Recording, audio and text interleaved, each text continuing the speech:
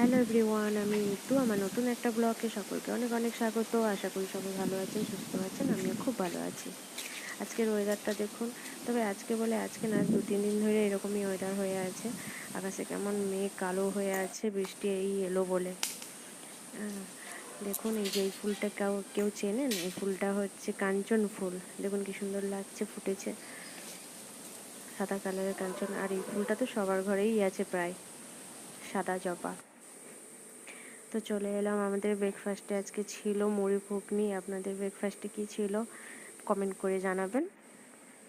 তারপর সোজা চলে এসেছি রান্নাঘরে। আমাদের আজকে লাঞ্চ মেনু হয়েছিল কচু দিয়ে শাকের ঘন্ট, সাথে ছিল মাছের ঝোল, আর সাথে ছিল বেগুন ভাজা, পাঁপড় ভাজা। ওইটা আর দেখাইনি, কারণ ওটা হয়নি এখনও। এই দেখুন আমাদের দুজন সদস্য, মিঠু মিঠু তো চলে গেছে, তারপরে এই দুটো